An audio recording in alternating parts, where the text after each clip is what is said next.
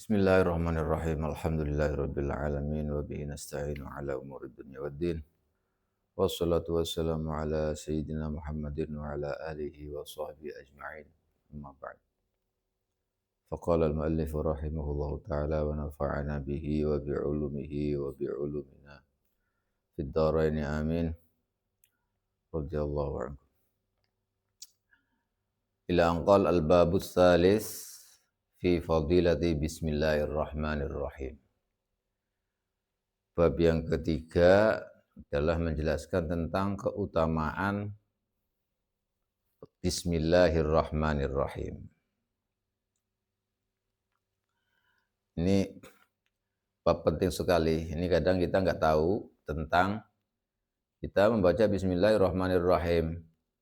Tapi faedah-faedahnya itu apa? Fadilah-fadilahnya itu apa? Karena semua yang diajarkan oleh Rasulullah Shallallahu Alaihi Wasallam itu pasti ada kemanfaatan atau kebaikan di dalamnya. Yang kadang kita tidak tahu, tetapi dalam penjelasan Rasulullah ini sejatinya ada beberapa hal sebagai spirit atau sebagai support agar kita selalu membaca Bismillahirrahmanirrahim. Karena ada faedah-faedah atau keutamaan-keutamaan yang ada dalam kalimat Bismillahirrahmanirrahim.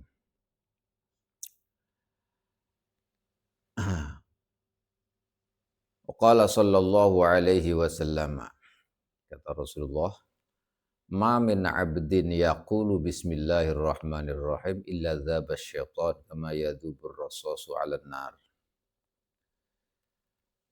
Ma min 'abdin ora ono utawi kawula yaqulu kang ngucap sapa abad bismillahirrahmanirrahim, ngucap bismillahirrahmanirrahim.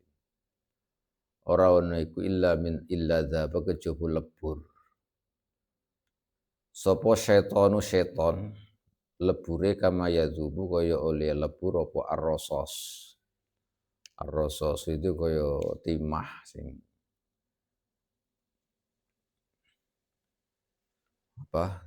Ya kayak timah kayak timah itu alam nari ngatasé geni. Ini salah satu faedah bismillah. Kata Rasulullah, tidak ada seorang hamba pun yang mengucapkan Bismillahirrahmanirrahim kecuali setan itu akan lebur lunglai, tidak berdaya. Sebagaimana timah itu kalau direndam atau dibakar itu pasti lebur, hancur luluh. Nah, itu. Jadi kalimat Bismillah ini sangat ampuh ya, sangat ampuh sekali. Oleh karena itu banyak hadis yang menjelaskan tentang kalimat Bismillahirrahmanirrahim. Salah satu di antaranya ada sebuah hadis yang diriwayatkan dari Sayyidina Jabir bin Abdullah. Beliau berkata, "Lamma nazala Bismillahirrahmanirrahim." Tatkala Bismillahirrahmanirrahim itu turun, harabal ghayyim ilal masyriq. Maka mendung tatkala itu atau kabut lah kalau ini ya, mendung atau kabut itu pergi ke masyriq, arah timur. Wasakanatir riyahu, dan angin kencang menjadi tenang. Wahajal bahru, dan lautan itu menjadi ombak. Wa asghatil bahaimu, dan hewan-hewan itu semuanya sangat mendengarkan tenang, memperhatikan bi'adhaniha dengan telinga-telinga mereka.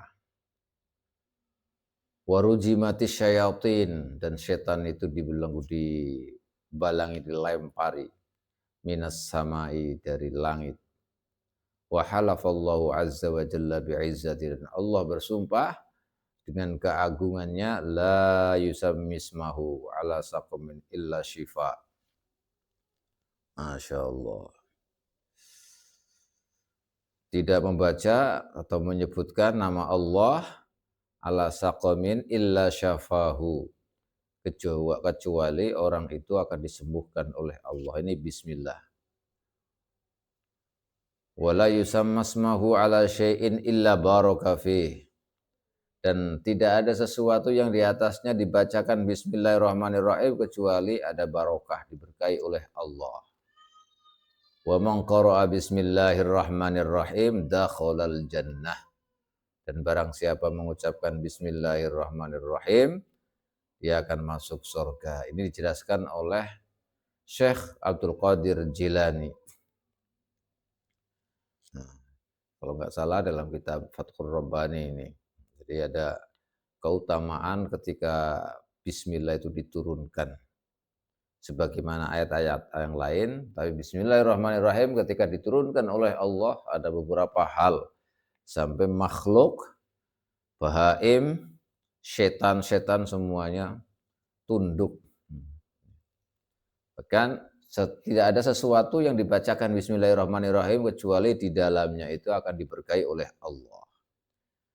Dan orang yang mengatakan bismillahirrahmanirrahim dakhalal jannah.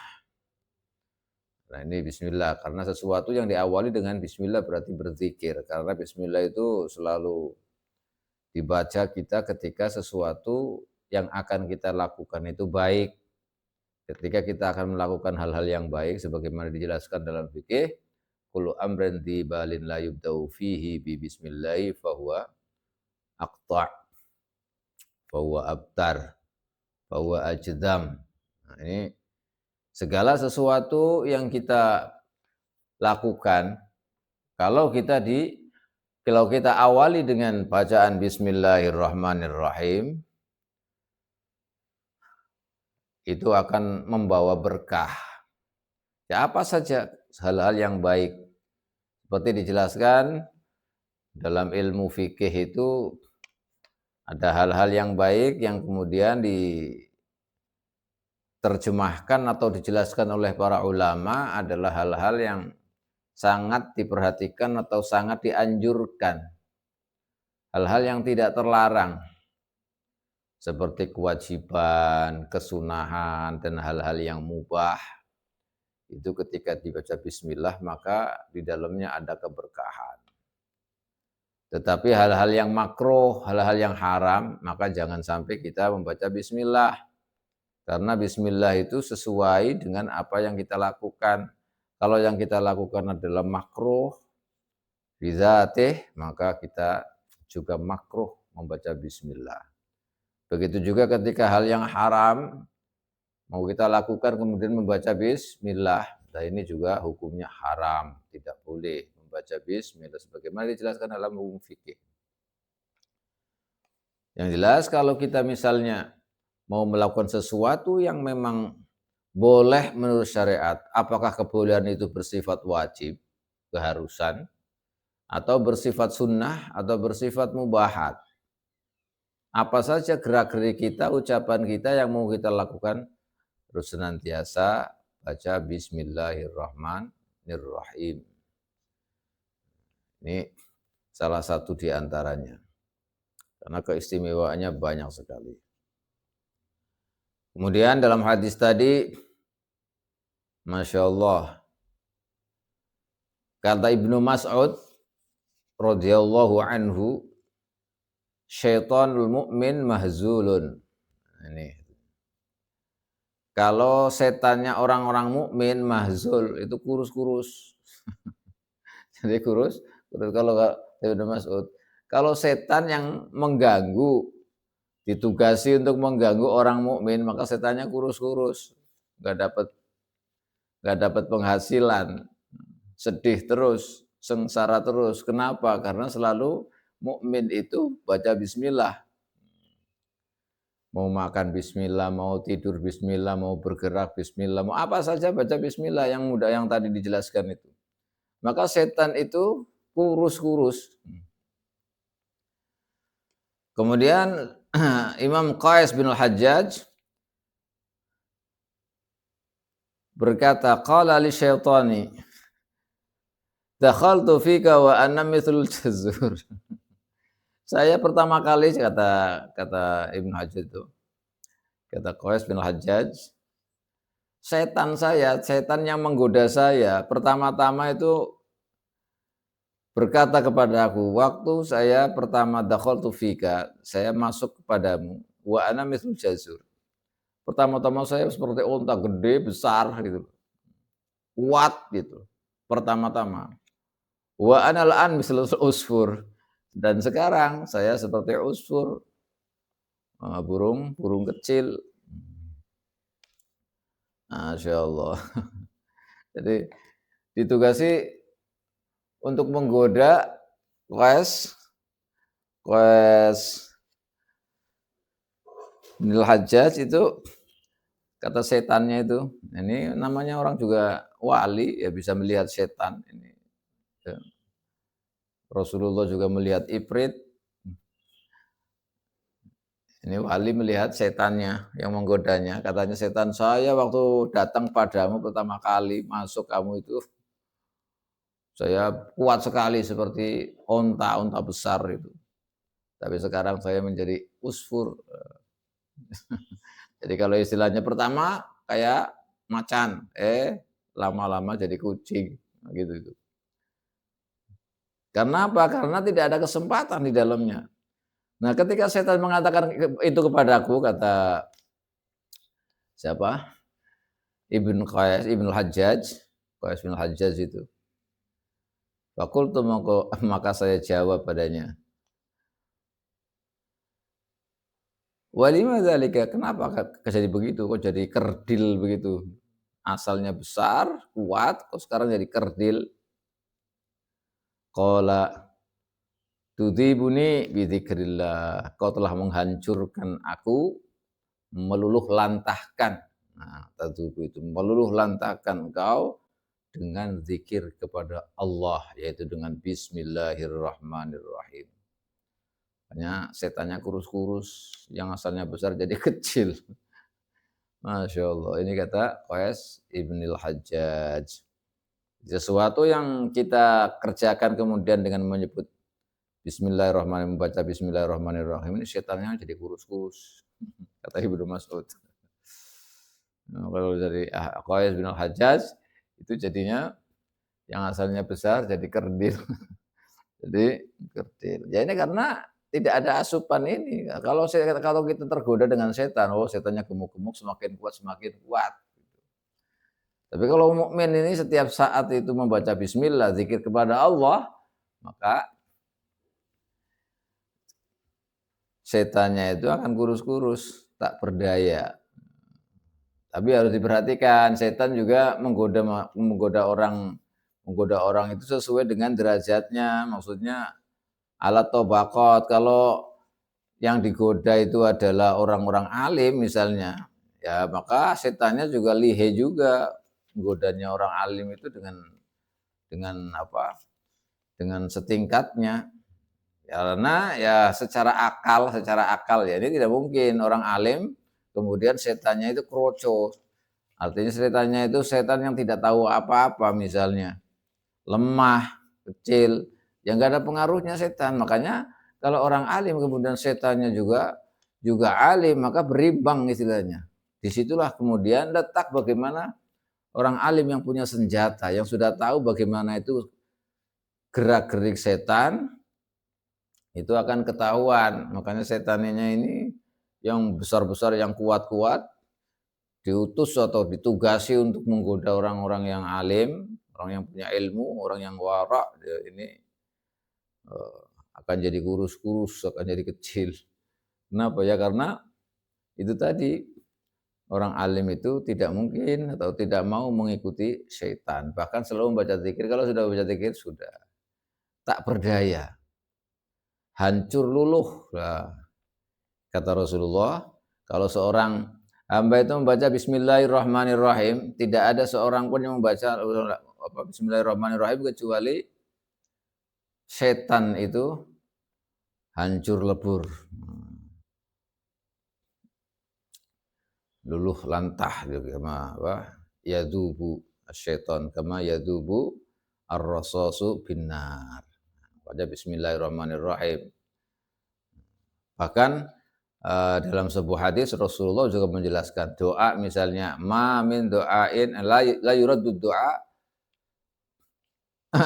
la yuraddu doa budi abis bil bismillah bil basmalah, tidak ditolak doa itu yang diawali dengan bismillahirrahmanirrahim. Maka kalimat bismillahirrahmanirrahim ini penting sekali. Nah, ini jadi ceritanya masing-masing ya. Ma min abdin yaqulu bismillahirrahmanirrahim illa amarallahu alal ta'ala al-kiram. Nah, ini hadis seterusnya. Wa qala sallallahu alaihi wasallam ma min abdin ora ana utawi hamba yaqulu kang ngucap sapa abad bismillahirrahmanirrahim, ngucap ing bismillahirrahmanirrahim illa amara kejaba iku kejaba merintah sinten Allah Gusti Allah taala al-kirama ing pira-pira malaikat sing mulia-mulia al-katibina kang nulis-nulis kabeh, perintah an yaktubu ing yen to nulis sapa al-kiramul katibin fi diwanihi ing dalem buku catatane abad arba'mi'as hasanah. Arba'mi'atin hasanatan ing 400 sapane kebaikan. Kata Rasulullah juga, tidak ada seorang hamba yang mengucapkan atau membaca bismillahirrahmanirrahim kecuali Allah Subhanahu wa ta'ala memerintahkan malaikat-malaikat yang juru tulis. Malaikat-malaikat yang tugasnya menulis. Allah memerintahkan kepada mereka untuk menulis orang yang membaca atau seorang hamba yang membaca bismillahirrahmanirrahim. Ditulis berapa? 400 hasanah kebaikan. Masya Allah, ini setiap baca bismillah di dalamnya ada 400 kebaikan. Di dalam buku catatannya, ini atas perintah Allah Subhanahu wa ta'ala kepada malaikat-malaikat al-kiram al-katibin. Malaikat-malaikat yang mulia yang tugasnya mencatat amal jadi buku catatannya seorang hamba yang membaca bismillahirrahmanirrahim itu 400 kebaikan. Nah, kalau setiap hari itu berapa yang diucapkan bismillahirrahmanirrahim itu? Tinggal ngalikan saja, tinggal ngalikan 400. Ini baca bismillah, begitu hebatnya, begitu dahsyatnya orang mukmin itu. Nah, ini yang diajarkan oleh Rasulullah Shallallahu Alaihi Wasallam. Maka faedah-faedah dari yang dijelaskan oleh beliau dan itu nyata, tidak main-main. Makanya bismillahirrahmanirrahim tergantung kita yang baca. Kalau kita yang baca itu betul-betul dengan hati yang tulus, dengan hati yang bersih, ya, maka ketika membaca bismillah itu pengaruhnya sangat besar. Bahkan ketahuan kalau orang-orang soleh, orang-orang wali yang dikasihi Allah itu akan tahu sesuatu yang di dalamnya itu dibacakan bismillah atau yang tidak dibacakan bismillah itu berbeda rasanya. Pasti ada bedanya. Oleh karena itu beberapa hal yang harus kita perhatikan, baca bismillahirrahmanirrahim ya tergantung bagaimana niat kita. Jadi awalan kita melakukan sesuatu yang dianjurkan oleh syariat atau bahkan diwajibkan oleh syariat, maka disitulah kemudian dengan membaca bismillah kita niatnya apa di situ akan tertuangkan. Disitulah nilainya di situ. Makanya satu di antaranya fungsinya agar kita ingat ketika kita membaca bismillah bahwa apa yang akan kita lakukan itu sesuai dengan syariat atau bukan. Makanya ulama fikih, fuqaha itu menjelaskan bahwa bismillah itu sesuai dengan apa yang akan dilakukan secara hukum.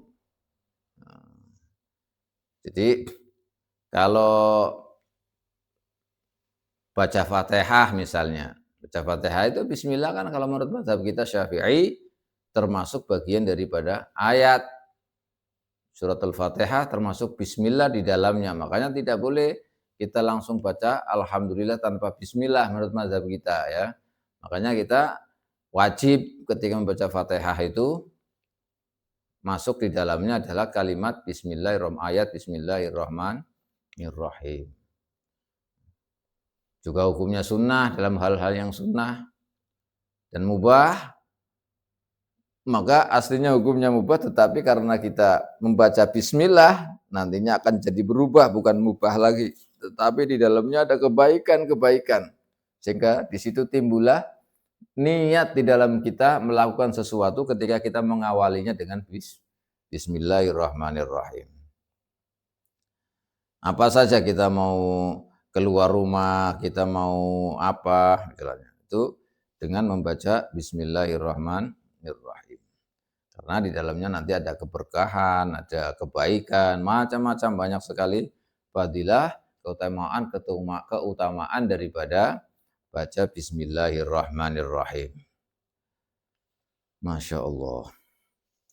Wa qala sallallahu alaihi wasallam, mangkala bismillahirrahmanirrahim, tawi sapane wong iku kala maca sapa man bismillahirrahmanirrahim ing bismillahirrahmanirrahim.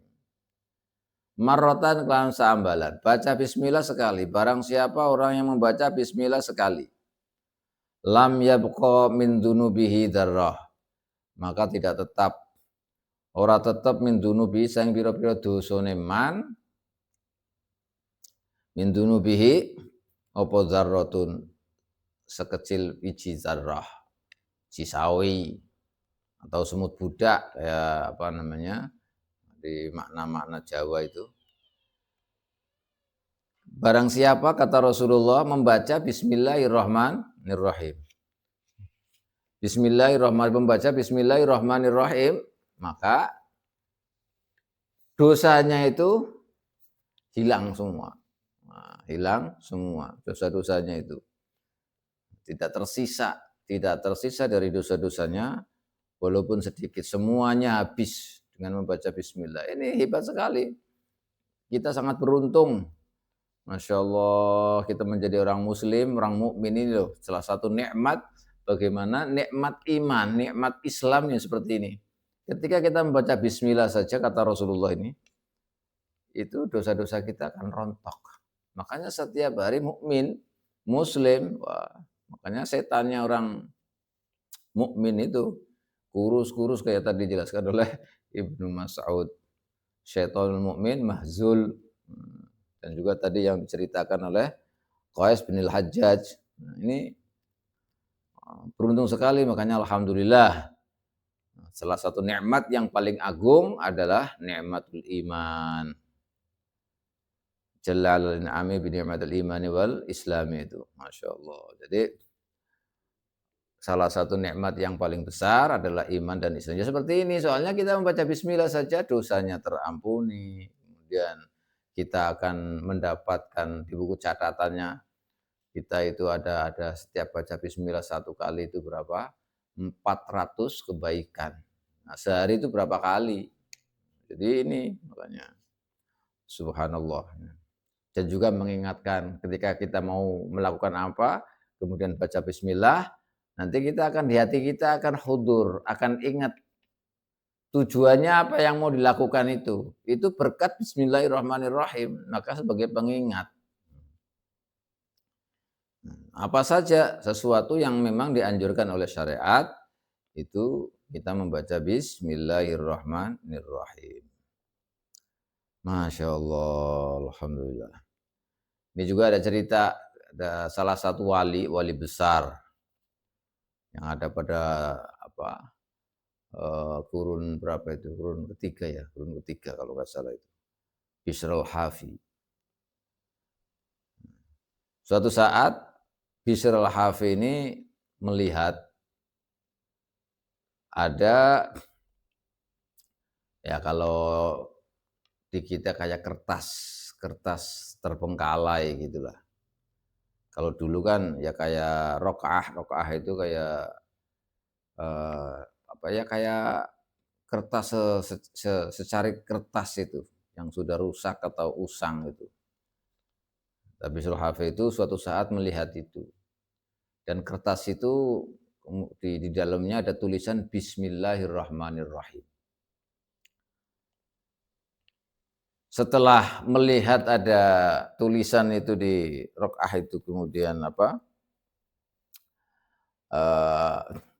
tulisannya Bismillahirrahmanirrahim. Waktu itu beliau memegang duit salah satu dirham. 3 dirham di tangan beliau. Setelah melihat ada sesuatu itu, kemudian beliau beli. Secara sukarela untuk menjaga Bismillahirrahmanirrahim. Jadi ada kertas yang usang apa semuanya itu. Akhirnya dibeli dengan 3 dirham.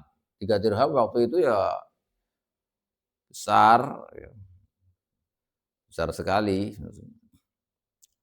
Kalau dulu aja kambing harganya 1 dirham. satu dirham dulu. Nah ini 3 dirham. Dibeli dengan 3 dirham, setelah itu kemudian kertas itu dikasih wewangian. Dikasih minyak wangi, supaya ini. Artinya ketika ada, kata beliau, saya melihat ada kertas yang usang itu, kemudian di dalamnya ada tulisan Bismillahirrahmanirrahim, dan saya membawa 3 dirham itu, saya beli dengan dirham itu, kemudian saya jaga, saya rapikan, malah dikasih wewangian. Setelah begitu, fanudiya fi sirrihi kama tayyabta ismana lan tayyiban nasmaka. Kemudian ada panggilan dalam hati beliau, ini namanya panggilan wali, ini ada yang seperti ini nih, yang harus kita pahami. Jadi terjadi hal-hal yang seperti ini bagi wali-wali itu bisa juga disebut dengan ilham, tapi ilham yang jelas sekali, yang dia seolah-olah dengar ada bisikan atau ada panggilan, nah, itu bisa mendengar itu. Nah, seperti ini wali yang seperti ini, wali-wali yang Masya Allah, ada panggilan, atau ada suara yang beliau dengar langsung, kama thayyabta ismana lan thayyiban nasmaka. Sebagaimana engkau telah membuat wangi, menjaga namaku, maka saya akan menjaga dan memberi wangi namamu. Jadi ini Masya Allah, ini yang seperti ini, seperti yang dialami juga oleh ibunya Nabi Musa alaihi salam.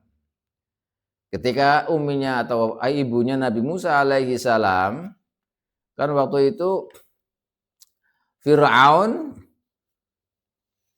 dan bala tentaranya itu kan mengumumkan barang siapa yang melahirkan anak laki-laki harus dibunuh, karena memang para peramal-peramal paranormal waktu itu memperkirakan bahwa yang akan menghancurkan kerajaan Fir'aun itu adalah anak laki-laki, sehingga kemudian semuanya sepakat dalam Fir'aun dan wadyabalanya, pasukannya semuanya sepakat bahwa kalau ada anak laki-laki lahir harus dibunuh. Ceritanya kan ma'ruf, itu semuanya pada tahu. Tapi kemudian Allah Subhanahu wa taala, wa auhayna ila ummi Musa an ardi'i fa alqi fil yam. Itu kan kemudian Allah Subhanahu wa taala memberikan wahyu kepada ibunya Nabi Musa alaihi salam agar disusui dulu, setelah itu kemudian dibuang ke laut lah. Dan itu biasanya ibunya Nabi Musa itu kan ibunya itu kan bukan nabi. Kalau wahyu itu kan nabi. Nah, kalau ibunya Nabi Musa kan bukan nabi, berarti apa ya? Sejenis ilham ya, seperti ini nih. seperti yang dialami oleh Bishr al-Hafi. Jadi ada panggilan seperti itu supaya disusui, kemudian setelah disusui, kemudian dibuang ke laut. Nah ini Bishr al-Hafi seperti itu. Ada panggilan bahwa engkau wahai Bishr al-Hafi, sebagaimana engkau telah memberikan wewangian menjaga namaku, maka saya akan berikan wewangian untuk menjaga namamu. Tetap wangi namanya, Masya Allah. Dan itu sampai sekarang yang terkenal bahwa orang-orang tasawuf, sufi, itu tidak lepas dari cerita-cerita dari Bishr al-Hafi, karena salah satu pembesar daripada ulama tasawuf itu ya Bishr al-Hafi, Ma'ruf al-Qarhi, itu Abu Yazid al-Bustami, itu pasti itu sebagai tokoh-tokoh utama yang dahulu ya, yang dahulu al-Qudama menjadi tokoh-tokoh tasawuf. Kemudian setelahnya itu ada Syekh Abdul Qadir Jilani dan seterusnya sampai hingga masa sekarang ini yang kita tasawuf ini. Ini dialami oleh Bishr al-Hafi. Jadi contohnya itu di Al-Quran ya seperti itu tadi, ibunya Nabi Musa alaihi salam. Bahkan kemudian bukan hanya itu, saudaranya Nabi Musa alaihissalam yang putri, yang dalam tafsir disebutkan namanya itu Maryam, itu kan diperintah untuk mengawasi, mengikuti setelah bayi yang tidak lain dari Nabi Musa dibuang ke laut, kemudian untuk mengikuti, menyelidiki, dan itu sekaligus menjaga keberadaan bayi yang telah dibuang ke laut itu bagaimana. Itu ditugaskan kepada saudarinya yang namanya Maryam dalam tafsir itu. Nah ini ya seperti ini wali-wali Allah Subhanahu wa taala. Ibunya Nabi Musa bukan nabi, maka kalau disebut wahyu, nah wahyu itu bukan wahyu kayak wahyu yang diberikan kepada nabi melalui malaikat Jibril, tidak. Nah, tetapi bimana alhama sebagaimana dijelaskan oleh ulama ahli tafsir. Lah ini yang kemudian dialami oleh para wali-wali seperti ini. Ketika nudia itu. Nah, Masya Allah. Wa qala sallallahu alaihi wasallam, lan dawuh sinten Kanjeng Nabi Muhammad sallallahu alaihi wasallam, man kataba bismillah. Utawi sapane wong iku kataba nulis sapa man bismillah ing bismillah. Barang siapa yang menulis bismillah, fajawwada nuli bagusaken sapa man, bagusaken tulisan bismillah. Masya Allah, ini fadilahnya besar sekali. Uli yang bagusakan tulisan ini ta'ziman krana ngagungaken lillahi maring Allah Subhanahu wa taala. Barang siapa menulis bismillah dan dia tulisannya itu bagus gitu, dibuat yang sebagus mungkin itu. Tulisan bismillahnya itu. Kata Rasulullah, "Ghufira lahu ma taqaddama min dzambihi wa ma ta'akhkhar." Mangko diampuni sapa lahuman lahu kedue man apa ma perkara dosa-dosa taqaddama kang wis dingin apa ma wa ma ta'akhkhar lan dosa ta'akhkhara kang ngeri apa ma. Masya Allah, hebat sekali. Barang siapa menulis bismillah dan tulisannya diindahkan, menjadi tulisan yang sangat bagus. Ini kaligrafi lah misalnya, jadi memang tulisannya bagus. Akhirnya dengan tulisan yang tulisan yang paling bagus lah. Maka kata Rasulullah, kalau dia membaguskan tulisan bismillah itu ta'ziman lillah, karena mengagungkan Allah Subhanahu wa taala, maka dia diampuni dosa-dosanya, dosa yang telah lampau juga dosa yang akan datang. Dan ini semuanya oleh para ulama bahwa yang dimaksud dosa-dosa yang diampuni itu adalah dosa kecil. Seperti tadi juga dosa-dosa kecil lam yabqa min dzunubihi dzarrah. Jadi tidak tersisa dosa-dosanya itu kecuali diampuni, tersisa semuanya hilang. Walaupun sedikit hilang semuanya, itu juga termasuk yang dimaksud adalah dosa-dosa kecil. Sebagaimana dijelaskan oleh Syekh Nawawi Banten. Nah, ini ditafsiri oleh beliau min as-saghair. Masya Allah. Ada satu riwayat juga dari Imam Al-Khatib Al-Baghdadi, juga Ibnu Asakir, dari Sayyidina Zaid bin Thabit. Nah, ini Zaid bin Thabit. Ini salah satu rumusannya ini. Ini kata beliau, idza katabta bismillahirrahmanirrahim. Kata Zaid bin Thabit. Ini hadis riwayatnya yang diriwayatkan dari Zaid bin Thabit. Ketika engkau menulis bismillahirrahmanirrahim, fabayyin as-sina fih, maka perjelas sinnya dalam bismillahirrahmanirrahim. Sinnya yang diperjelas. Maksudnya idza aradta kitabata dzalika fa azhiris sin.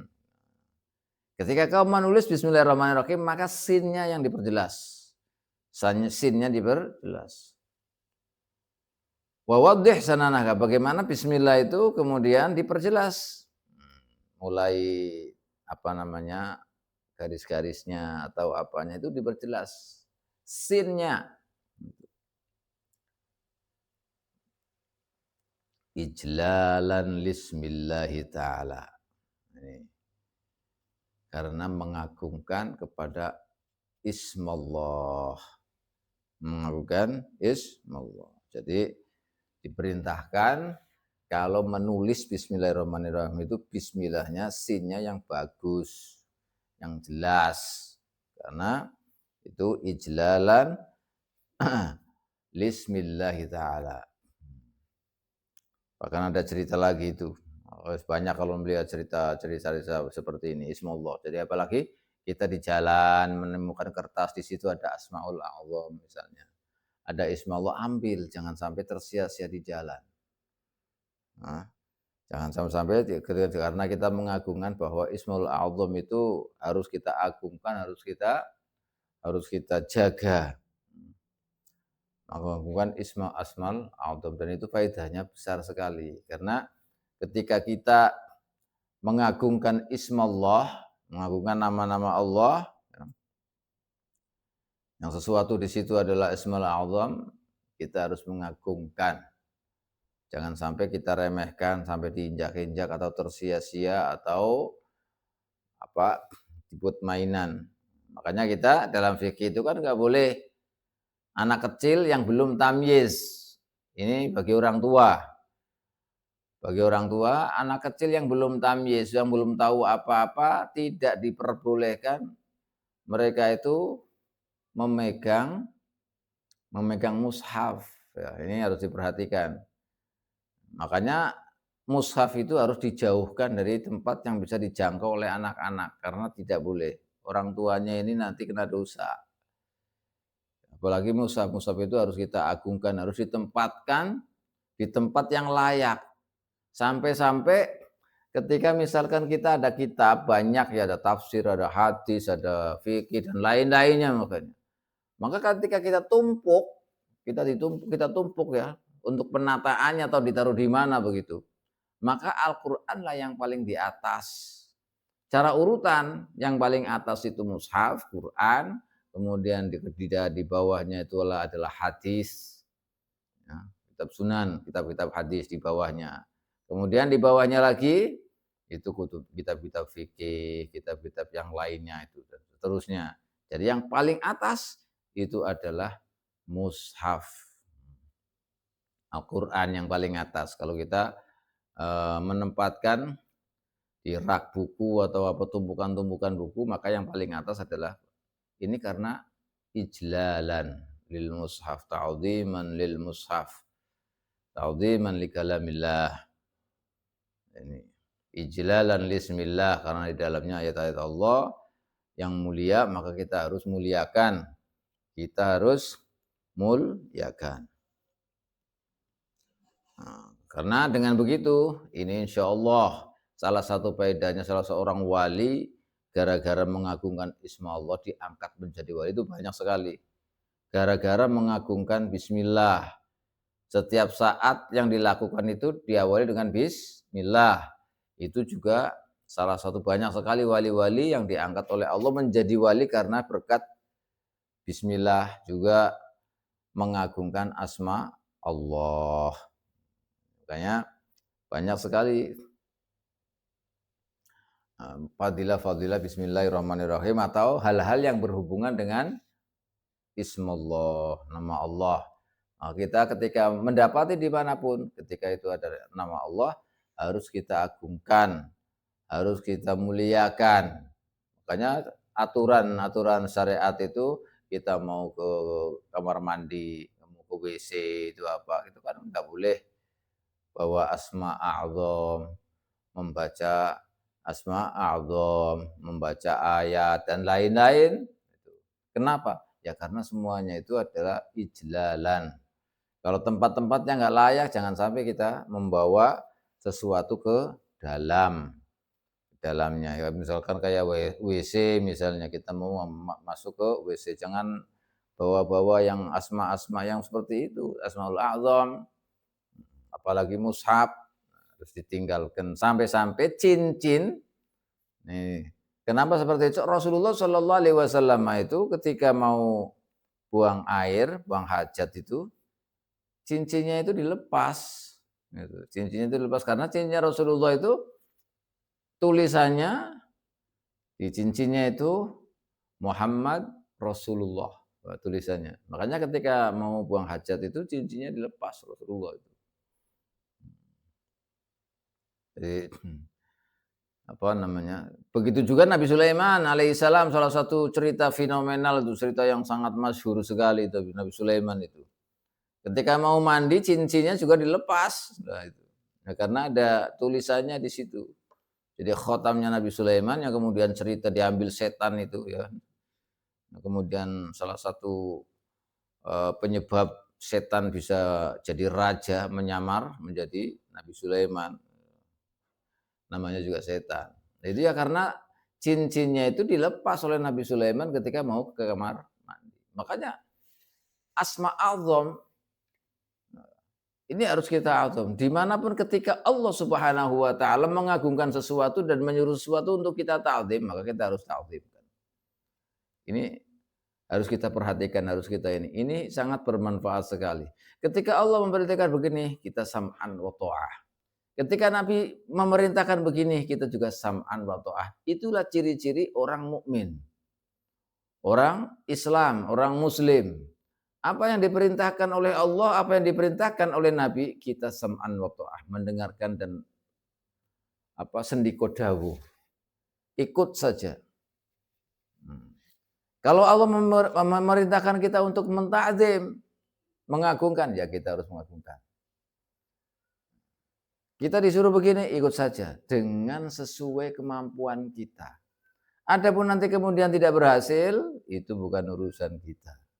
Allah Subhanahu Wa Taala. Tetapi bagaimana usaha kita, upaya kita, kepatuhan kita. Orang kayak kalau patuh kan disuruh apa saja itu namanya taat. Al-muti', orang yang taat adalah orang yang ketika diperintah apapun perintahnya yang ikut aja sudah. Baik ia itu mampu atau tidak mampu, ya namanya juga taat, maka dia tetap akan melakukan. Makanya dalam ilmu usul fikih khususnya itu ada perdebatan antara ulama usul fikih. Apakah seandainya sesuatu mungkinkah misalnya? Mungkinkah Allah memberikan perintah yang perintah itu tidak mampu dilakukan oleh seseorang misalnya? Ini kalau menurut akidah ahli sunnah wal jamaah, itu mungkin saja. Kenapa? Bukan hasilnya yang akan diperoleh, tetapi yang dimaksud adalah seberapa ketaatan dia kepada Allah. Seberapa usaha dia melakukan perintah Allah. Walaupun kenyataannya maksudnya, walaupun kenyataannya di dunia ini nggak ada Allah yang memerintahkan, Allah tidak memerintahkan sesuatu yang tidak kita mampu, tidak. Ini hanya perdebatan antara ulama. Seandainya ada perintah yang tidak mampu, misalnya ada perintah untuk mengangkat batu yang sangat besar sekali, misalnya. Contohnya, apakah kita ini, kan nggak mungkin kita bisa melakukan itu, misalnya. Ya nggak apa-apa, mungkin saja Allah bisa, misalkan ini gambaran akidah ini ya, supaya kita ini.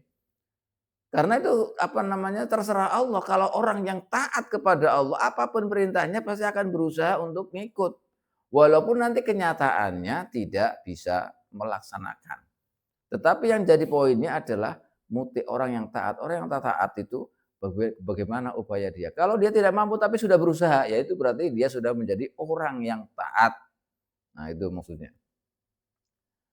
Maka disinilah bagaimana seorang mukmin, seorang muslim, kalau sudah disebut mukmin muslim, maka harus taat. Allah memerintahkan kita agar mentakzim, mengagungkan ismallah, maka kita harus mengagungkan ismallah. Ketika kita melakukan hal-hal seperti itu yang berhubungan dengan asma Allah, kemudian kita ta'zim, ijlalan, memuliakan, mengagungkan, maka ini bagian daripada kita berarti orang yang taat kepada Allah karena kita menuruti perintah Allah yaitu ta'zim. Dan banyak sekali ini dijelaskan oleh para ulama, banyak sekali. Makanya dalam usul fikih tadi bukan karena hasilnya yang diperoleh atau suatu objeknya yang diperintahkan tidak mampu dilakukan, tetapi bagaimana kesungguhan orang itu, upayanya. Nah, itu upayanya. Ini ada perdebatan di antara ulama-ulama tentang ini, karena setiap yang diperintahkan oleh Allah, kenyataannya itu pasti ada manfaat, ada sesuatu yang manfaat bagi kita semuanya. Tidak mungkin tidak. Oleh karena itu ketika kita diperintahkan, ya sekuat kita. Yang penting kita sam'an wa ta'ah. Wa qalu sami'na wa ata'na ghufranaka rabbana wa ilaikal masir. Itu kan ayat seperti itu. Tapi kalau orang kafir, orang munafik, sami'na wa asoina. Dia mengatakan kita mendengar tapi kita tidak melakukan. Membangkang, melanggar. Ini orang kafir, orang munafik. Tapi kalau orang mukmin, orang muslim, qalu sami'na wa ata'na. Nah, ini penting sekali ini. Maka kalau itu perintah Allah, ya kita ikuti semampu kita. Jangan kemudian membantah. Kalau tidak bisa, ya kita harus akui bahwa kita sembrono, kita tidak mampu, tidak berusaha. Gitu. Karena kewajiban kita itu berusaha seberapa besar kita ini taat kepada Allah. Bukan hasil akhirnya, tidak. Tetapi kesungguhan kita dalam melakukan perintah. Ini namanya ta'zim. Ini namanya ijlalan. Kalau Allah memerintahkan seperti itu maka kita lakukan, ya, maka itu berarti ijlalan lillahi ta'ala. Kalau semenyangkut ini tadi yang disebut dengan asma Allah, nah isma Allah itu berarti kita mengagungkan ismallahi ta'ala. Apa saja yang dianjurkan oleh syariat kita disuruh membaca bismillah, kita baca bismillah karena fadilahnya, keutamaannya itu agung sekali, di antaranya tadi yang telah disebutkan. Demikian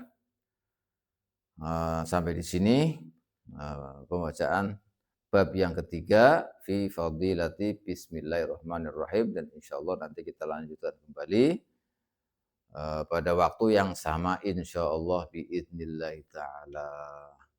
Mudah-mudahan bermanfaat, mudah-mudahan kita bisa mempraktikkan dan bisa mengamalkan apa yang dijelaskan oleh Rasulullah sallallahu alaihi wasallam tentang masalah bismillah. Amin Allahumma amin.